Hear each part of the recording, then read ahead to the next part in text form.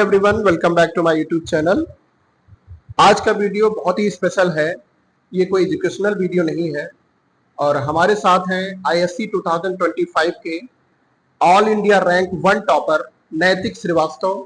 So congratulation Naitik for getting this wonderful result. So इस video में हम लोग जानेंगे नैतिक से कि कैसे इन्होंने तैयारी की और कैसे रैंक 1 हासिल किया, और नैतिक से ही पूछते हैं कि इतना अच्छा रिजल्ट पाने के बाद कैसा फील किया उन्होंने। तो नैतिक से जानते हैं। Sir first of all thank you so much. बाकी जैसा सर आपने कहा कि रिजल्ट आने के बाद मुझे कैसा फील हुआ, तो आइडियली तो मैंने एक्सपेक्ट इतना नहीं किया था, बट सोचा था कि हाँ थोड़ा बहुत अगर कट होगा तो 96 97 इसके अराउंड जाएगा इतना, क्योंकि पेपर जब मैंने दिए थे तब मुझे आइडिया लग गया था कि हाँ कितना मेरी गलतियां हैं, उस हिसाब से मेरा कितना मिनिमम जा सकता है। लेकिन मैक्सिमम भी मैंने सोचा था कि बहुत हाई से हाई आई डोंट थिंक कि बहुत ज़्यादा जा सकता है, बट जैसा रिजल्ट आया बहुत उससे अच्छा लगा कि ऐसा मेरे साथ भी पॉसिबल हो सकता है। जैसा मैंने सोचा था कि कुछ इयर्स पहले कि मैं भी इस प्लेस पे हूँ कभी, तो काफ़ी अच्छा फील होगा। प्लस ऐसे जब बाकियों को देखते थे, सीनियर्स जब ऐसा करते थे, यूट्यूब पे देखते थे, गूगल पे देखते थे कि इन्होंने ऐसे परफॉर्मेंस किया, बोर्ड में किया, किसी भी एग्ज़ाम में किया, तो बस यही फील होता था कि एक बार कहीं मैं भी इनकी प्लेस में हूँ तो फील करना चाहता हूँ कि ये कैसा फील होता है। तो उस के अकॉर्डिंग काफ़ी सर बहुत अच्छा लगा। आपका स्कोर क्या रहा सभी सब्जेक्ट में और कितना परसेंटाइल ओवरऑल बना, इसके बारे में बताइए। सर मेरा स्कोर इंग्लिश में 99 था, मैथ्स में 96 था, फिजिक्स में 100, केमिस्ट्री में 100 एंड कंप्यूटर में 100 था। और ओवरऑल परसेंटेज मेरा 99.75% बना। और मेरा ऑल ओवर रैंक हाँ इंडिया में फर्स्ट रहा, और डिस्ट्रिक्ट में भी हाँ काफ़ी एक्सेल काफ़ी किया मैंने, तो उसके अकॉर्डिंग काफ़ी अच्छा लगा। तो जैसे कि आप लोग देख रहे हैं कि 99.75 सच अ मैसिव रिजल्ट। मेरी ही लाइफ में ये फर्स्ट टाइम मैं एक्सपीरियंस कर रहा हूँ कि इतना बेहतरीन रिजल्ट आया है नैतिक का।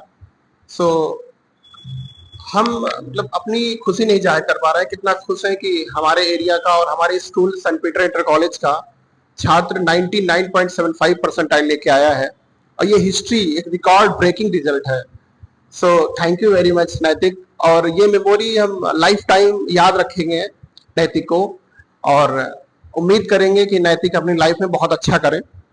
सो नैतिक, जो कि काफी स्टूडेंट्स का भी क्वेश्चन है और मेरा भी पर्सनल क्वेश्चन है, अपने इतने बेहतरीन रिजल्ट के लिए कैसे तैयारी की और क्या स्ट्रेटेजी बनाई, उसके बारे में कुछ बताइए। और शायद इस एग्जाम के साथ आपका आईआईटी जेई मेंस एग्जाम भी लगा हुआ था, तो उसके बारे में भी कुछ बताइए। जी सर, फर्स्ट ऑफ ऑल तो मैंने थ्रू आउट द ईयर कोशिश यही किया कि मेरा मेन फोकस पीसीएम के लिए जेई पर था, सो दैट मेरा कॉन्सेप्चुअल नॉलेज इतना रहे कि हाँ बोर्ड्स भी काफ़ी हद तक उसमें काफ़ी अच्छा स्कोर आ जाए। एंड रही बात इंग्लिश एंड कंप्यूटर्स की, तो मैंने कंप्यूटर्स में one of my favourite subjects through out the years रहा है, क्योंकि कोडिंग काफ़ी पसंद रही मुझको।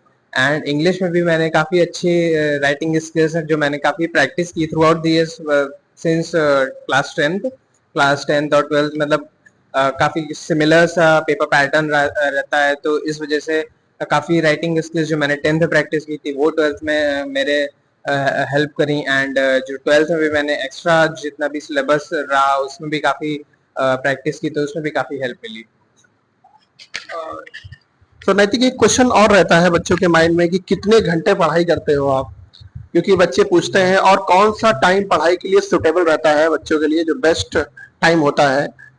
इसके बारे में कुछ बताइए कि टाइम क्या मैटर करता है कि नहीं करता है, कि ये पर्सनल ओपिनियन क्या रहता है इसका, इसके बारे में बताइए। सर पर्सनली स्पीकिंग तो मैं आज देख के कभी नहीं पढ़ा, क्योंकि मैं ऑलमोस्ट डेली गोल्स सेट कर लेता था कि हाँ आज मुझको इस चैप्टर का, इस टॉपिक का ये वाला पार्ट कंप्लीट करना है, एंड दिस सब्जेक्ट का ये वाला टॉपिक कंप्लीट करना है। कोशिश ये करता था कि मल्टीपल सब्जेक्ट्स एक दिन में ट्राई करूं, इंस्टेड ऑफ कि एक सब्जेक्ट के 3-4 चैप्टर।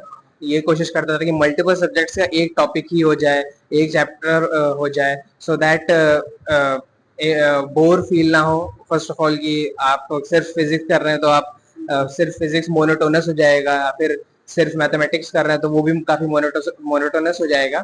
तो वही वैरायटीज ऑफ सब्जेक्ट्स कोशिश किया कि हाँ वो कोशिश उसमें किया। बाकी यही था कि डेली गोल्स थोड़ा सेट करते थे कि ये वाला टॉपिक कर लेंगे आज, एंड जितना हो पाता था कोशिश यही करते थे कि आज हो जाए, नहीं हो पाता तो नेक्स्ट डे का ट्राई करते थे कि नेक्स्ट डे जितना हो पाए। क्योंकि वही है कि सर हमेशा अपने प्लान के अकॉर्डिंग डे चला जाए वो भी जरूरी नहीं, और वो भी काफी कुछ सिखाता है कि हमारे कंसिस्टेंसी डजंट मीन कि हमारा ग्राफ ऑलवेज एक कांस्टेंट तरीके से डेली वर्क करेगा। कभी हाई डेज जाएंगे जिसमें हमारा बहुत अच्छा गोल्स कंप्लीट हो जाएंगे, कभी लो डेज जाएंगे, कभी हमको इतना हेक्टिक हो जाएगा कि ब्रेक लेना पड़ जाए वन डे। लेकिन इतनी डिटर्मिनेशन रहनी चाहिए कि हम नेक्स्ट डे वापस से कंटिन्यू कर पाए ब्रेक लेने के बाद, इंस्टेड कि हम वही ब्रेक जोन में रह जाएं और वापस कंटिन्यू करने का मन ही ना करें। सो जैसा कि नैतिक का जो स्कोर है, इसके पीछे एक लॉजिक जैसे उन्होंने बताया कि ये सब्जेक्ट को स्विच करके पढ़ते थे। फिजिक्स पढ़ रहे हैं तो फिजिक्स अगर कंप्लीट कर लिया टॉपिक तो उसको आगे कंटिन्यू नहीं करना है, नेक्स्ट सब्जेक्ट को स्विच कर सकते हैं। इससे क्या होगा कि हमें कुछ बोरिंग नहीं फील होगा, हाँ एंडलेस वो नहीं होगा। और ये इसके इस तरीके की स्ट्रेटेजी से आप अच्छा स्कोर कर सकते हैं। और नैतिक, एक तो ये बात हो गई टाइम मैनेजमेंट की कि आप कितने घंटे पढ़ते हैं, इसके बारे में कुछ बताइए। कि बच्चे ये भी पूछते हैं कि कितने घंटे पढ़ने चाहिए कि हम इतना अच्छा रिजल्ट ला पाए, इसके बारे में। सर आज के लिए तो मैं ये कहूँगा कि सबकी अपनी अपनी कैपेबिलिटी होती है अपना पढ़ पाने की, या फिर कोई भी अपना जो वर्क करना चाह रहे हैं उसको कर पाने की। तो अगर आप उसको इंक्रीज करना चाहते हैं ग्रेजुअली इंक्रीज करें। अगर आप उनका अगर एक दिन में सपोज आप स्टार्ट कर रहे हैं किसी भी सब्जेक्ट को, या फिर थोड़ा सा हाफ एन आवर दीजिए, फिर नेक्स्ट डे 40 मिनट्स दीजिए, नेक्स्ट डे 50 मिनट्स दीजिए, या फिर और एक्सटेंड करना चाहे तो 2-3 दिन 30 मिनट्स दीजिए, फिर 40 मिनट्स, धीरे धीरे एक्सटेंड करेंगे। हमारी धीरे धीरे बॉडी अडेप्ट कर लेगी सिचुएशन को। तो उस हिसाब से हमारी बॉडी जैसे अडेप्ट करेगी, हमारी आदत भी धीरे धीरे वैसे बनती चली जाएगी। सो दैट फिर हम काफी इंटरेस्ट भी होल्ड कर पाएंगे सब्जेक्ट में, और काफी उसमें अच्छा भी मतलब रिवीजन भी हो जाएगा, और काफी अच्छा प्रिपरेशन भी हो जाएगा। ये जैसे कि बच्चे कुछ कहते हैं कि एक दिन हम 8 घंटे पढ़ लिए, फिर अगले दिन कुछ पढ़ा ही नहीं, तो ये तो पूरी तरह से गलत हो गया। फिर कि आप एक दिन आपको मोटिवेशन मिल गया, आपने पढ़ लिया, फिर अगले दिन नहीं पढ़ रहे हैं। तो जैसा कि नैतिक ने बताया कि आप धीरे धीरे अपनी जो टाइम आवर्स हैं उनको आप चेंज करिए। जैसे पहले 1 घंटे पढ़ रहे हैं तो आगे अगर आप अपनी बॉडी के हिसाब से, आप अपने माइंड के हिसाब से, रिलैक्स माइंड के हिसाब से आप अपने टाइमिंग को बढ़ा सकते हैं, और उसके हिसाब से स्ट्रेटेजी बना के कर सकते हैं। एक क्वेश्चन और है कि मॉर्निंग टाइम ज्यादा सुटेबल रहता है कि रात का? कुछ लोग सोचते हैं कि रात को हम 3 बजे तक पढ़ रहे हैं, कुछ लोग ये सोचते हैं कि सुबह 4 बजे उठ के पढ़ें। तो ऐसा भी कुछ मैटर करता है क्या? पर्सनली स्पीकिंग तो जब मेरे अकॉर्डिंग तो सुबह उठ के जब माइंड फ्रेश रहता है तो क्वेश्चंस का मतलब लेवल हमको अंडरस्टैंड करने में और उनको समझने में काफी इजी रहता है। और रात में मैं मानता हूँ कि काफी टायर्ड हो जाते हैं, जिस वजह से काफी प्रॉब्लम हो सकते हैं। बट हाँ, इट डिपेंड्स ऑन कि हमारी बॉडी किस जोन को बेस्ट है। किसी को आफ्टरनून पसंद है, किसी को इवनिंग पसंद है, किसी को नाइट पसंद है, किसी को मॉर्निंग पसंद है। मैं पर्सनली मॉर्निंग वाला हमेशा से रहा कि मैं जल्दी उठ के थोड़ा सा सुबह कवर कर लूं, सो दैट अगर सुबह भी होल्ड बन जाएगा तो दिन भर हाँ मन करता रहेगा कि हाँ ये वाला टॉपिक भी प्रिपेयर कर लें, वाला भी कर लें। इंस्टेड कि मैं थोड़ा शाम टाइम करूं तो ऑलमोस्ट डे तो निकल गया, लेकिन जब फिर शाम टाइम जब करने बैठे तब हाँ रात को भी थोड़ा टाइम, एक तो जब सब लोग आसपास जब सो रहे होते हैं तो भी हल्की सी नींद आने लगती है। तो हाँ, उसमें भी आसपास का भी इन्फ्लुएंस, बट हाँ जिसके डिटर्मिनेशन है, जिसके मतलब ये है कि मैं डेली कंसिस्टेंट रह सकता हूँ, वो अपने अकॉर्डिंग जो टाइम अपना बेस्ट सूटेबल फील किया हो इतने समय में, वो अपना मेंटेन कर सकता है।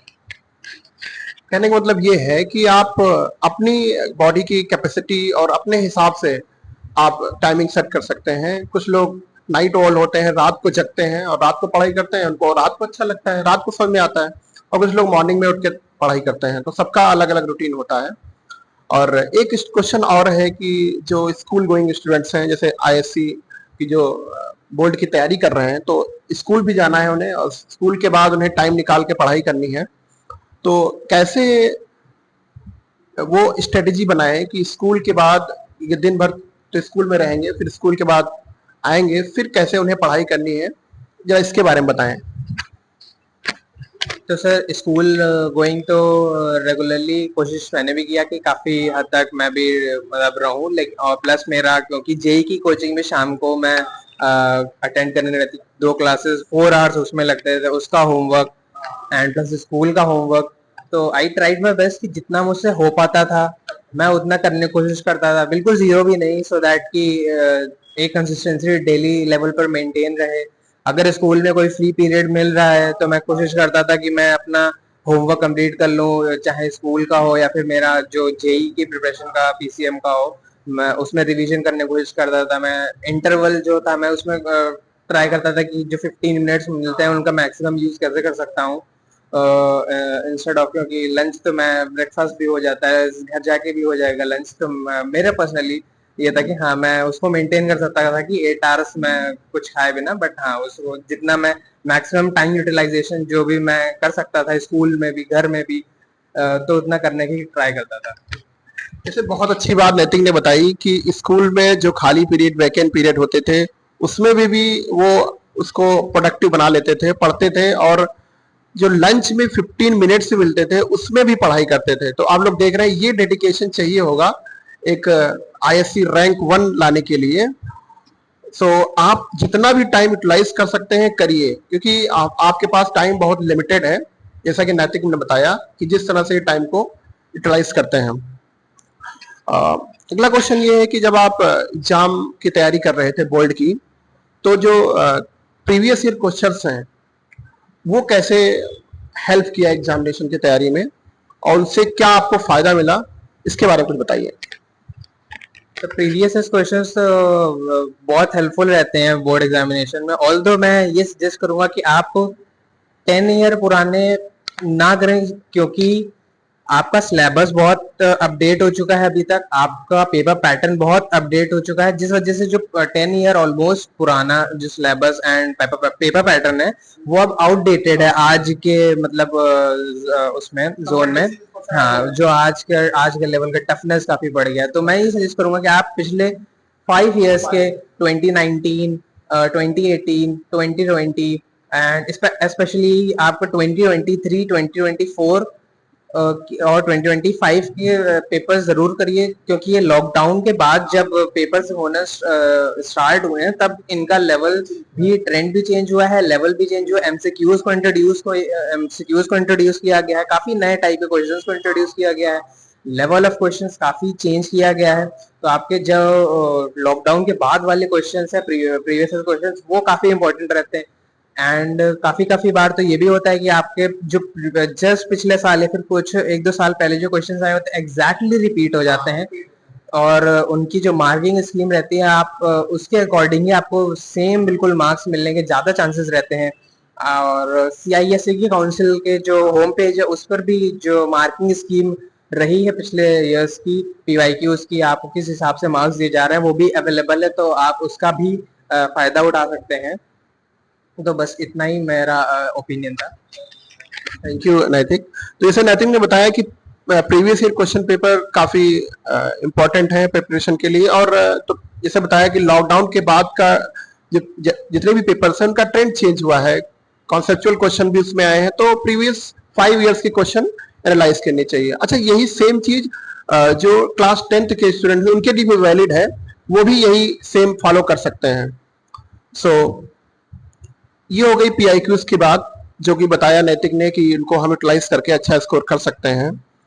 अब अगला क्वेश्चन मेरा ये है नैतिक से कि जो कि स्टूडेंट का भी क्वेश्चन रहता है कि नोट्स कैसे प्रिपेयर किए जाए, क्या इसका कोई शॉर्ट नोट बनाया जाए या फिर बुक से ही पढ़ा जाए या एक प्रॉपर नोट से रिवीजन किया जाए, इसके बारे में कुछ बताइए। सर इसमें तो मेरा 10th और 12th दोनों के लिए थोड़ा सा डिफरेंट ओपिनियन है, ऑल्दो की क्योंकि 10th में क्योंकि सिलेबस इतना हेक्टिक और इतना लेंदी नहीं है कि हम बुक से भी उसको रिवाइज करना चाहें तो छोटे छोटे चैप्टर्स, छोटे छोटे पार्ट वाइज में हम डेली डेली थोड़ा थोड़ा एक टॉपिक उठा लिया, फोर्स उठा लिया, आज कल मैंने केमिकल बॉन्डिंग का थोड़ा सा एक पार्ट उठा लिया, परसों मैंने मैथमेटिक्स या बैंकिंग का चैप्टर उठा लिया, थोड़ा थोड़ा हम करते रहेंगे आराम से कॉन्सेप्चुअली नॉलेज। जैसे कि मैथ्स में मैं ये सजेस्ट करूंगा कि आप जो सॉल्व एग्जांपल्स होते हैं बुक के उनको ज्यादा प्रेफरेंस करें instead of exercises, because exercises में आपको सॉल्यूशंस लिखे रहते हैं, सॉल्व एग्जांपल से आपको आइडिया भी लग जाता है कि अप्रोच क्या रह सकती है इन केस आपका क्वेश्चन नहीं सॉल्व हुए। और बाकी और रही बात फिजिक्स केमिस्ट्री और बाकी सब्जेक्ट्स की, उनसे भी आपको कॉम्प्रिहेंसिव काफी बुक्स से आइडिया लग जाएगा कि मेरा लाइन टू लाइन काफी क्या मीनिंग कर रहा है। जैसे इस फुल स्टॉप से लेके इस फुल स्टॉप के बीच में जो लाइन मेरी है वो मेरा what does it want to convey, वो मुझे क्या सिखाना चाह रही है, तो मैं उसमें काफी फोकस करने की कोशिश करता था 10th के वक्त। ऑल्दो 12th के वक्त बुक्स का जो लेंथ वाइज है और सिलेबस वाइज वो काफी हेक्टिक और काफी बड़ा हो गया था, जिस वजह से मेरा आपका नोट्स बनाना काफी इसमें हेल्पफुल रहेगा। आप नोट्स बनाओ, आप उसमें सजेस्ट करूंगा आप हिंदी में लिख लो अगर आपको कंफर्टेबल है, ऐसे ऐसे सर्कल सर्कल बना के उसमें थोड़ा सा अट्रैक्टिव करने के लिए आप थोड़ा कलरफुल यूज करना चाहो तो कर सकते हो आप, लेकिन इसमें टाइम वेस्ट मैं करना सजेस्ट नहीं करूंगा कि आप केवल नोट सजाते रह जाओ, उसका पढ़ना ज्यादा इंपॉर्टेंट है कि आप नोट सजाते रह जाओ फिर आपको पढ़ने का भी मन ना करे। लेकिन हाँ बस आप उसमें यही करें कि नोट्स बना लें, उसमें आप जिस लैंग्वेज में कंफर्टेबल है उसमें लिख लें, क्योंकि एट द एंड वो नोट्स सिर्फ आपको समझ में आए वो काफी अच्छा रहेगा, क्योंकि एग्जाम एक दिन पहले जब आप नोट से गो थ्रू हो रहे हैं, हाँ ये वाला पॉइंट इंपॉर्टेंट था, ये मैंने देखना था कि हाँ ये वाला जो क्वेश्चन है ये वाले आने के ज्यादा चांसेस है, ये वाला जो कॉन्सेप्ट था इसको मैंने अपने मेथड से कैसे समझने की कोशिश करी, मैंने इंस्टेड की जो बुक में लिखा है उसको समझने के बिना मैंने खुद से एक मेथड सोचा कि हाँ ये वाला मेथड ज्यादा प्रेफरेबल है क्योंकि मैं ये खुद सोच पा रहा हूँ, तो वो मैंने करने का ज्यादा ट्राई किया। सो ये एक बात बहुत इम्पोर्टेंट नैतिक ने बताई, ये मैं क्लास 10th और 12th दोनों के स्टूडेंट से बोलना चाहूंगा कि बच्चे ज्यादा फोकस करते हैं जो अनसॉल्व क्वेश्चन होते हैं। अनसॉल्व क्वेश्चन तो क्लास में कराए ही जाएंगे और क्लास में कराए ही जाएंगे, बट क्वेश्चन जो सॉल्व दिए होते हैं, एग्जाम्पल्स दिए होते हैं, वो बहुत मोर देन सफिशियंट होते हैं। उसमें बहुत सारे कॉन्सेप्चुअल क्वेश्चन, मतलब जितने एक्सरसाइज में क्वेश्चन है उतने ही क्वेश्चन उसमें दिए हुए एग्जाम्पल, शॉर्ट एग्जाम्पल, तो उन पे ज्यादा फोकस करें। क्योंकि अगर ट्राई करें, अगर नहीं आ रहा है तो हम एक बार एग्जाम्पल सोल्यूशन देख लें, इससे बहुत हेल्पफुल होगा रिजल्ट। ओके, ये सब बातें रही कि कैसे हम तैयारी करें बोर्ड एग्जामिनेशन की। जैसा कि नैतिक ने बताया, नैतिक से अच्छा सजेशन आई थिंक कोई नहीं दे सकता। AR1 रैंक है, ऑल इंडिया 1, आप लोग सोच सकते हैं, दैट इज वंडरफुल। अगला क्वेश्चन जो है कि नैतिक से मैं पूछना चाहूंगा, this is personal question from नैतिक, इससे स्टूडेंट्स इंस्पायर भी होंगे कि आप इसके आगे क्या करना चाहते हैं। जैसे कि एक इम्पॉर्टेंट चीज ये भी है कि नैतिक का JEE मेंस का भी रिजल्ट बहुत अच्छा रहा है, और उसके बारे में भी बताएंगे नैतिक, और बताना चाहेंगे नैतिक कि आगे कैसे क्या करना है और फ्यूचर में क्या करना है, नैतिक को क्या बनना चाहते हैं, इसके बारे में कुछ नैतिक बताइए। फिलहाल तो मैंने डिसाइड ये किया है कि हाँ अभी मेरा JEE मेंस का एग्जाम हुआ है, मैं अभी एडवांस के लिए क्वालिफाइड हूँ, मेरे थोड़े दिन में मेंस से मेरी 98.74 परसेंटाइल रही और मैं उसके बाद एडवांस के लिए भी क्वालिफाइड हूँ। कोशिश मेरी यही रहेगी कि मैं इसमें जितना कोशिश अच्छे से कर पाऊँ, जितना निकल पाए हो जाए। अदरवाइज मेरे दूसरे एग्जाम से भी मैंने कोशिश ये की है, जो बिट सैट है एंड JEE मेंस भी मेरा अच्छा रहे तो मुझको NIT पे एक अच्छी मिल जाएगी। बाकी दूसरे एग्जाम्स भी हैं, इन केस अगर एडवांस नहीं हुआ तो मुझे बाकी एग्जाम से भी काफ़ी अच्छे कॉलेजेस मिलने के काफ़ी चांसेस हैं। और मेरा मुझको अभी बीटेक करना है किसी अच्छे कॉलेज से, एंड फिर उसके बाद मेरा गोल तो एज सच मैंने डिसाइड प्रॉपरली नहीं किया, बट हाँ मेरा इंक्लिनेशन एक टुवर्ड्स टीचिंग काफी ईयर से रहा है कि मैं क्योंकि उससे मेरा एक रिटेंशन कैपेसिटी भी काफी जब रिवीजन के वक्त रहती है कि जब मुझे कुछ रिवाइज करना होता है तो मैं किसी को कोशिश करता हूँ कि वो चीज पढ़ा दूं, सो दैट मेरी रिटेंशन कैपेसिटी काफी हद तक उसको इंक्रीज कर जाती है।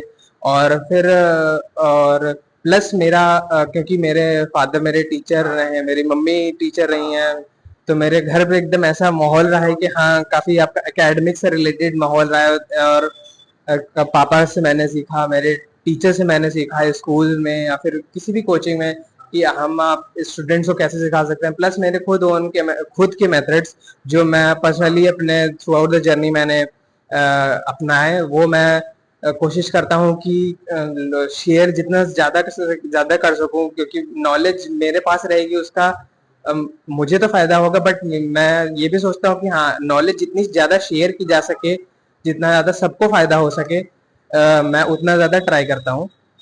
बाकी हाँ फिलहाल मेरा टीचिंग टुवर्ड्स थोड़ा इंक्लिनेशन ज्यादा है, मुझे जितना भी बाकी कैसा भी और रहेगा आगे सिचुएशन मैं उसमें ट्राई करूँगा। जैसा ही नैतिक ने बताया कि नैतिक का फ्यूचर गोल यही है कि एक इंक्लिनेशन है कि टीचर्स की लाइन में जाना चाहेंगे, और ये बहुत अच्छी सोच है कि नॉर्मली हमने जितने भी टॉपर्स और सुने हैं इनके इंटरव्यू देखे हैं कि वो नॉर्मली अदर्स को में जाना चाहते हैं, आईआईटी करके या फिर अच्छे पैकेज पे किसी अच्छी एमएनसी कंपनी में आ जाते हैं, या फिर आईएएस की तरफ यूपीएससी की तैयारी करना चाहेंगे। लेकिन नैतिक के से मैंने सुना ये चीज कि टीचिंग लाइन में जाना चाहते हैं। Teaching is the best profession. इसमें आप इनडायरेक्टली डायरेक्टली बच्चों की हेल्प कर सकते हैं और अपना नाम बना सकते हैं। जैसे ही बहुत सारे एग्जांपल्स कोचिंग के हैं जिन्होंने बच्चों की बहुत सारी हेल्प की है, और एक काइंड ऑफ एक सेवा भी कर सकते हैं, एक समाज सेवा काइंड ऑफ कह सकते हैं। सो बहुत बहुत अच्छे विचार हैं नैतिक आपके। I am very inspired from Naitik. So next question हम नैतिक से एक करना चाहेंगे, जो कि ये क्वेश्चन ये है कि आप बच्चों जो अभी तैयारी कर रहे हैं 2026 आईएससी और आईसीएसई बोर्ड एग्जामिनेशन की, उनको क्या टिप्स एंड ट्रिक्स देना चाहेंगे और कि वो अपेयर करें बोर्ड एग्जामिनेशन में और अच्छी से तैयारी करके अच्छा स्कोर करें। उनको एक एक टिप्स और ट्रिक्स बता दीजिए जिससे कि वो उस पर रिलाई करके तैयारी कर सके।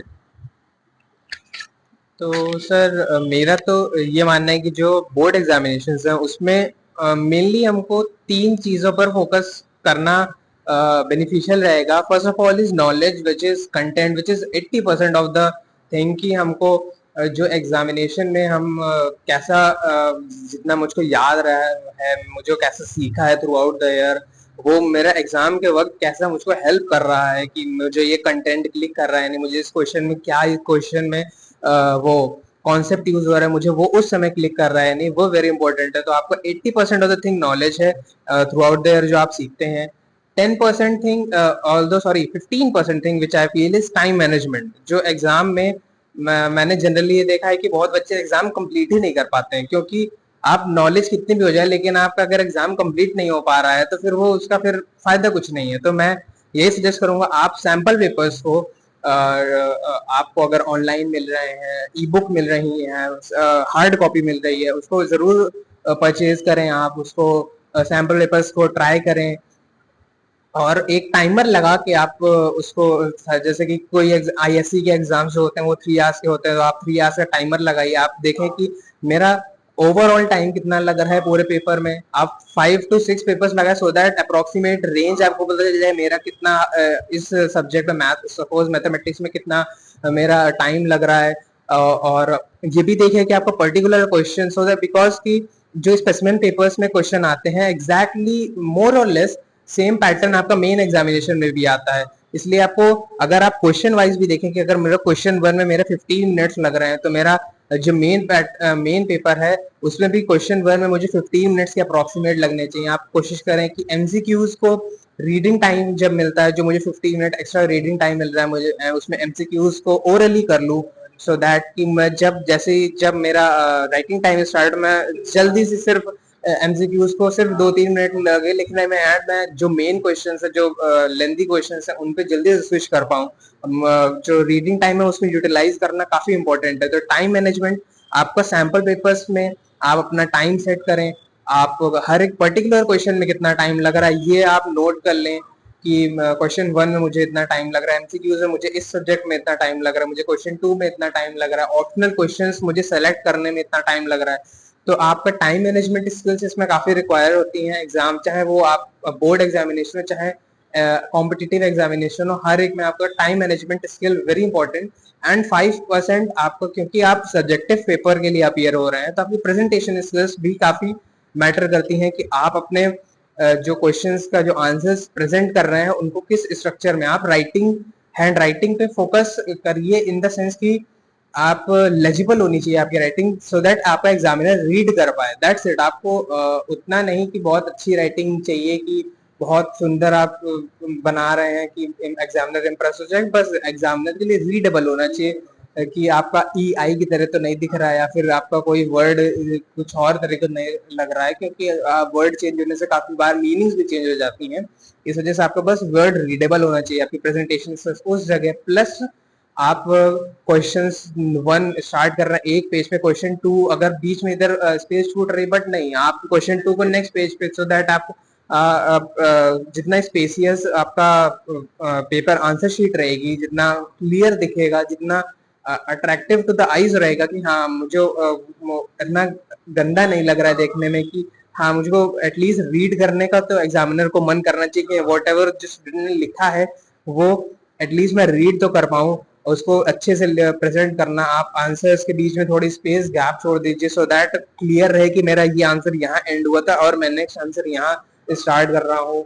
और आप उसमें कोशिश यही कर सकते हैं कि हाँ आप कि क्वेश्चंस को हाँ थोड़ा अच्छे से प्रेजेंट करने की कोशिश करें, जितना कम कटिंग्स आप होती हैं, लेकिन कुछ लोग ऐसे कटिंग्स कर देते हैं, थोड़ा उसको गंदा कर देते हैं, वो भी नहीं अच्छा लगता। आप ऐसा लाइन ड्रॉ करिए, एक लाइन में सिंगल कट कर दीजिए, तो वो भी अच्छा लगता है कि आप इसके कंपैरिजन में कि आप थोड़ा कॉपी को गंदा कर रहे हैं। कॉपी जितनी अच्छी लगेगी देखने में, वो भी काफी वो उसका इम्प्रेशन भी काफी मैटर करता है एग्जामिनर्स के लिए। तो बहुत अच्छी बात बताई कि आप कॉपी में रिप्रेजेंटेशन अच्छा करें, कि जब एग्जामिनर कॉपी चेक करे कि वो इम्प्रेस हो जाए आपके फर्स्ट सोल्यूशन से ही। और जैसा कि नैतिक ने बहुत इंपॉर्टेंट बात बताई कि जब शुरू के 15 मिनट मिलते हैं, आप उस 15 मिनट में आप एमसीक्यू को back of the mind solve कर सकते हैं। इससे क्या होगा कि जब पेपर आप स्टार्ट करें लिखना, तो एमसीक्यू में 2-3 मिनट में आप फिल कर दें। उसमें सॉल्व करने की जरूरत तो पड़ती नहीं है एमसीक्यू में, जस्ट आप ऑप्शन फिल कर सकते हैं, ये हो जाता है। तो ये बहुत अच्छी बात बताई नैतिक ने। नैतिक से एक क्वेश्चन और है मेरा कि आपने सेंट पीटर इंटर कॉलेज में पढ़ाई की, और उसके बारे में बताइए कि स्कूल ने कैसे हेल्प किया आपकी प्रिपरेशन में, और इसके बारे में कुछ बताइए। और कब से आपने Saint Peter inter college join किया, और स्कूल मैनेजमेंट कैसा हेल्प किया आपके इस प्रिपरेशन जर्नी में, इसके बारे में बताइए। तो सर मैंने सेंट पीटर्स 2017 में ज्वाइन किया था। मैं 5th क्लास में सेंट पीटर्स में आया था। मैं रहने वाला कानपुर का हूँ, और यहाँ पर वही 2017 में आए थे। देन 8 इयर्स मेरी जर्नी यहाँ पर काफ़ी academic wise and plus teachers support wise काफ़ी अच्छी रही, क्योंकि through out these years teachers का काफ़ी मेरा सपोर्ट रहा कि आप बैक ऑफ द माइंड मेरा ये रहता था कि हाँ मैं कुछ भी मतलब इन द सेंस कि ये सब्जेक्ट करूंगा, फिर वो मुझे कभी मैं टीचर से गाइडेंस ले लेता था कि आप बता दीजिए सर इसमें मैं क्या कर सकता हूँ, मैम आप ही बता दीजिए इसमें मुझे क्या करना चाहिए। तो उसमें काफ़ी हेल्प रही। स्कूल मैनेजमेंट का काफ़ी हेल्प रहा। इन केस मुझे कभी भी थोड़ी बहुत अटेंडेंस की इशू हो जाता था because of my health issue, या फिर मेडिकली, और या फिर किसी भी इशू की वजह से, उसमें भी काफ़ी मेरा सपोर्ट किया स्कूल मैनेजमेंट ने एंड टीचर्स ने काफ़ी हेल्प किया, और बाकी बहुत सपोर्ट जो यहाँ मिला है वो आई फील कि मुझे ऐसा लाइफ लॉन्ग मुझे याद रहे। तो बाकी थैंक यू। थैंक यू नैतिक। और जैसे नैतिक ने बताया कि सेंट पीटर स्कूल के टीचर्स और इन्वायरमेंट का बहुत ही फर्क पड़ा। इससे आपने सेंट पीटर का भी और पूरे डिस्ट्रिक्ट का और पूरे ऑल ओवर इंडिया का नाम रोशन किया है इतना बेहतरीन स्कूल लाके। और आई am very proud of you, और सभी मैनेजमेंट की तरफ से मैं आपको कंग्रेचुलेशंस करता हूँ, और आपको फ्यूचर में जो भी इंडिवर्स है उसके लिए बेस्ट विशेस देता हूँ। और आप अच्छा करें आगे, और लोगों की हेल्प करें, और एक एग्जाम्पल सेट करें अच्छा अपने लाइफ में। थैंक यू वेरी मच नैतिक for giving us time. Thank you very much.